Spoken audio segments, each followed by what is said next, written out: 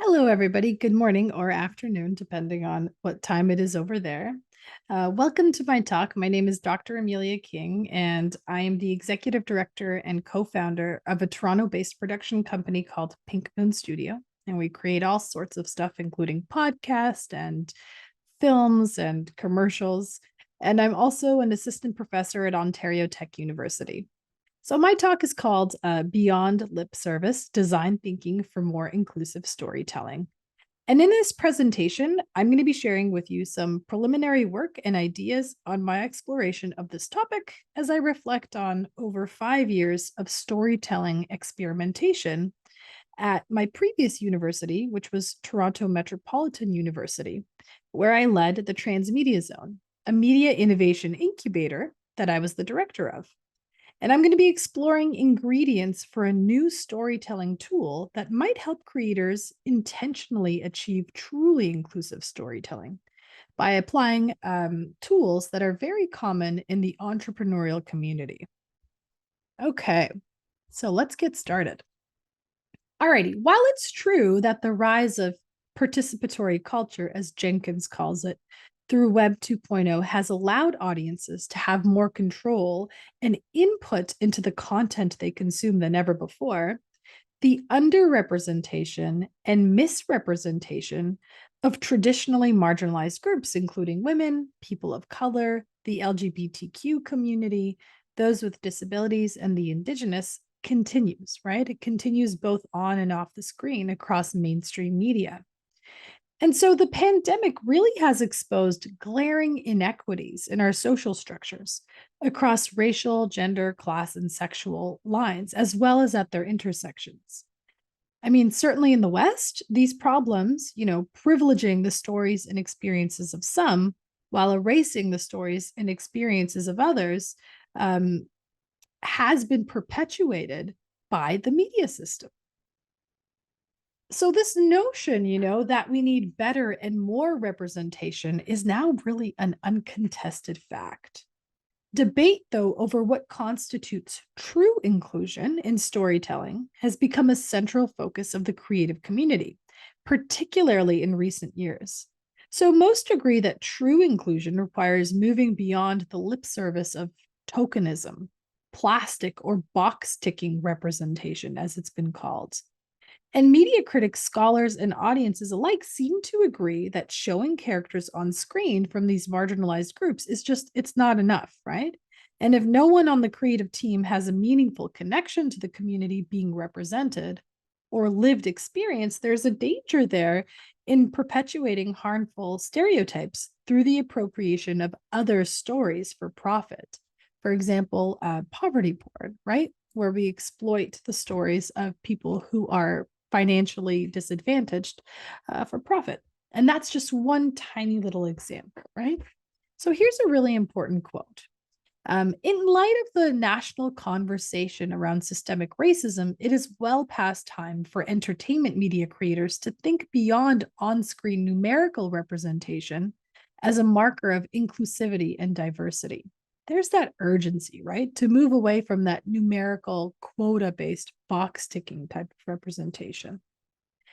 So, an interesting case study in all of this is Paul Thomas Anderson's coming of age film called Licorice Pizza, which received really high praise and a score of 91%, as you see there from top critics. So, I don't know if you're familiar with Mediaversity, but if you're not, you should definitely check it out. It's a review website with a scoring system that examines not just the film's technical achievements, like cinematography, directing, and writing, but also its achievement in inclusivity.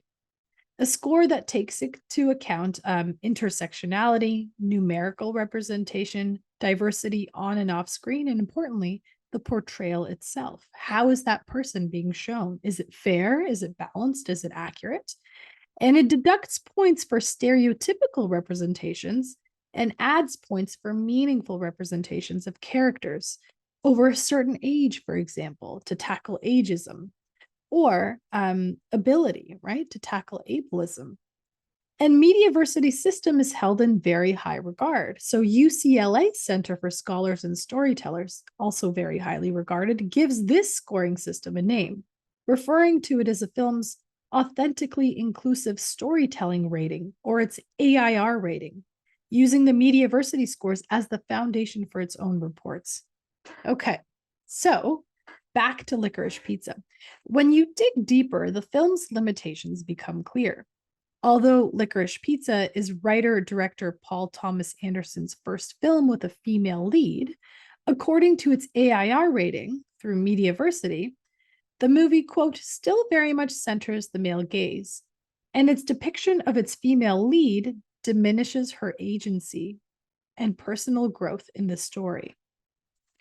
Now, existing templates for storytelling, existing templates that are the basis of so much of the content that we see on our screens, including, for instance, Campbell's hero's journey, they have really led to a myopic and restrictive view of how and who stories should be told, because they privilege a certain kind of storytelling, a certain perspective, if you will. And it's evident that in order for creators to rise to the challenge of truly being inclusive in the kinds of stories that they tell in a fair and balanced way, new tools and strategies are needed. So, enter design thinking. And design thinking is a very robust and highly successful methodology that attempts to solve the problem of crappy design. And yes, it's become a bit of a buzzword, but it's a powerful methodology that helps designers think outside of themselves. Because what happens when designers don't think outside of themselves? Well, let me show you. This is what happens, okay? These types of traffic signs, they're horrible, right? How do you figure out which way you can turn, which lane? I don't know. It to me, that's very difficult to understand. And this is just one tiny example. In Toronto, you'll have a sign that says, don't park here, but you could park here after this time. And it's all like jumbled on one thing. The user is really, really confused, right? Or this, like clamshell packaging. I don't know how many of you have you ordered something online in the last little while. It'll often come in this type of packaging. It's really bad. Your packaging is horrible. Your product is horrible when there has to be a whole other product designed to solve its shortcomings. Enter the plastic surgeon, right? Just one more example here. What's wrong with these urinals? I'll tell you what's wrong with these urinals. You would be touching butts if you use them. I don't think you would enjoy that. Okay, so essentially, again, design thinking attempts to solve the problem of crappy design. What is it? What is it at its core? Well, it's a philosophy, okay, that puts the user or the human being on the other side of that packaging or that urinal or whatever. It puts them first. So again, design thinking is a human-centered approach to solving problems, creating new products and services, and discovering new opportunities. It has 5 non-linear stages, okay? At its core, it's pretty simple. It's like a hack to thinking the right way about creating things for people. And that could be products or services or potentially even content. So that first step is called the empathy step. And that is all about really putting yourself in the shoes of your intended user to understand their point of view. What is life like for them? What makes them tick? What are their pain points and joys? And so this stage is really about leaving your misconceptions, preconceptions, assumptions right behind. This is the research phase. You become the journalist. You interview, you ask questions, you hold focus groups. You want to learn about these people that you're creating for as much as you can. Next, you hone in on exactly what issue it is you're solving. So what does your user really need in their life? And what could help bring them joy and alleviate their pain? And then after that is the ideation phase, okay? You brainstorm. And at this stage, no idea is a bad idea. Once you converge on something, though, that you think has real promise, you then move on to the next stage, right? So we move from a place of divergence in ideas to convergence. You get really passionate about one idea, and then you move on to the next stage. And that's the prototyping stage. And that stage is really all about creating a minimum viable product.